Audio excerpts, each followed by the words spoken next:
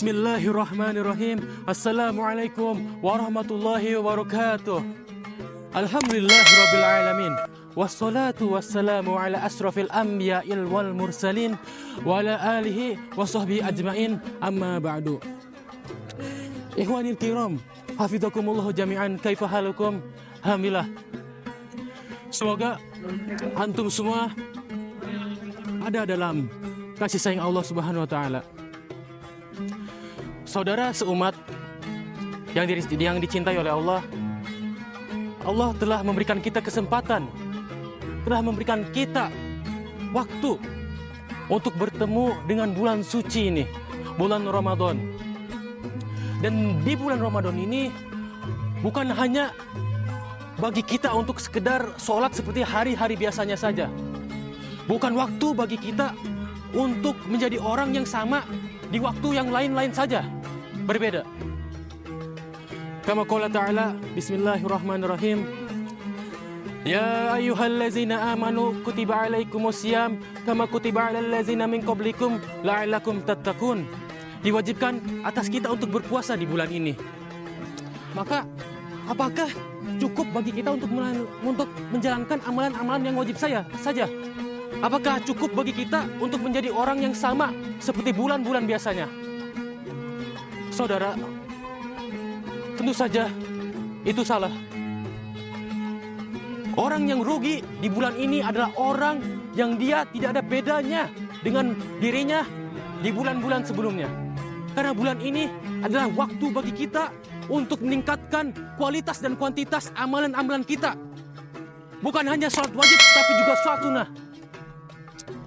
Hadirin sekalian, lantas amalan-amalan apa saja yang harus kita tambah? Amalan-amalan apa saja yang harus kita perjuangkan? Insya Allah saya akan menyebutkan amalan-amalan sunnah yang dapat dilakukan di bulan Ramadan. Bulan Ramadan adalah bulan bagi kita untuk tentu saja berlomba-lomba dalam kebaikan. Dan yang namanya perlombaan tentu saja kita ingin menang. Salah satu amalan-amalan sunnah yang insya Allah sudah saya rangkum dan bisa kita praktekkan insya Allah di rumah dan dimanapun kita. Salah satu amalan sunnahnya adalah bersahur. Masih kita dapati ternyata ada orang-orang yang lewat sahurnya. Karena yang berat di sahur itu sebenarnya bangunnya. Ya, kalau sahurnya mah kita makan itu enak. Dan ingat, dalam bulan Ramadan berpuasa itu adalah tantangan bagi kita. Itu termasuk amalan-amalan yang diwajibkan bagi kita. Dan untuk amalan sunnah itu ganjarannya dinaikkan setara dengan amalan wajib. Amalan sunnah itu berarti sekarang tuh ganjarannya bisa disandingkan dengan amalan wajib. Apalagi amalan wajib itu naiknya udah gak bisa disandingkan sama apapun. Saudara seperjuangan, bersahur seperti di hadis, kita diperintahkan untuk bersahur karena bersahur di dalamnya itu ada keberkahan. Itu membuat kita lebih siap, lebih fit untuk berpuasa. Apalagi dalam di hadis yang lain kita disunahkan untuk mengakhirkan sahur. Tasaharu, fa inna fis sahur barokah. Bersahurlah kalian karena dalam sahur itu ada kebaikan, ada barokah. Maka janganlah kalian untuk malas-malas. Kita berusaha, kita mencoba bersama untuk mengusahakan setiap amalan-amalan sunnah insya Allah. Dan untuk amalan selanjutnya yaitu menyegerakan berbuka. Tentu saja berarti ada orang-orang yang mengakhirkannya dong.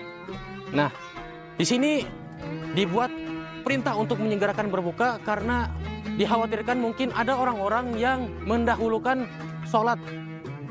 Dalam berpuasa, setelah kita berpuasa, setelah azan berkumandang, dianjurkan bagi kita untuk langsung membatalkan puasa kita terlebih dahulu.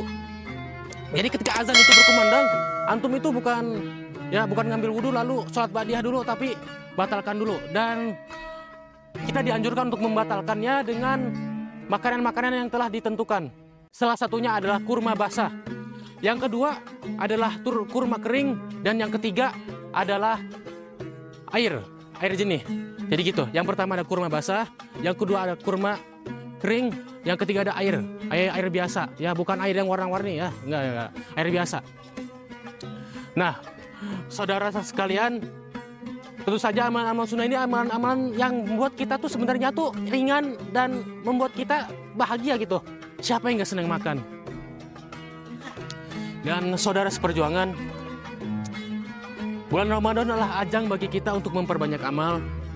Maka tentu saja sholat wajib itu bisa kita mulai lengkapi dengan sholat sunnah, sholat rawatib. Dan orang-orang juga mulai memperpanjang sholatnya, mulai memperpanjang malam-malamnya dengan mengisinya dengan taraweh, juga dengan sholat witir, dengan sholat tahajud, dengan itikaf. Sama seperti di hadis, Nabi ketika di tahun-tahun biasa itu beritikaf di masjid itu 10 hari saja. Ya, seperti di hadis. Tapi jika di bulan Ramadan, Nabi beritikaf selama kurang lebih 20 hari. Itu dia. Lalu di bulan Ramadan juga kita bisa diperintahkan juga ya untuk mencari yang namanya itu malam Lailatul Qadar. Yang langsung namanya diabadikan dalam surah Al-Qadar. Di mana itu ada di malam-malam ganjil. Di hari-hari terakhir Ramadan. Semoga Allah mengizinkan kita untuk mempertemukan dengan bulan Ramadan. Amin ya Allah ya Rabbal Alamin. Dan terakhir yang ingin saya sampaikan adalah ini adalah bagian yang cukup penting sekali. Ini membuat definisi dari puasa itu sendiri lebih naik, lebih dalam maknanya. Salah satunya adalah menjaga. Menjaga apa? Kita sudah menjaga makan, kita sudah menjaga dari minum. Nah, lantas apa yang kurang? Menjaga apa yang kurang dari kita? Yang kurang dari kita adalah menjaga setiap anggota tubuh kita dari perkara-perkara yang tidak diridhoi oleh Allah. Dalam hadis tersebut dijelaskan bahwa Allah itu tidak butuh puasa, tidak butuh orang dari menahan dan minumnya seseorang selama dia tidak bisa menjaga lisan dan perbuatannya dari perkara-perkara buruk. Sungguh rugi orang-orang yang hanya menahan lapar dan haus saja. Tentu saja kita tidak ingin menjadi bagian dari orang-orang yang rugi. Kita ingin menjadi orang-orang yang beruntung. Kita ingin menjadi orang-orang yang disayang oleh Allah. Kita ingin menjadi orang-orang yang dicintai oleh Allah dan juga ada dalam ridhonya.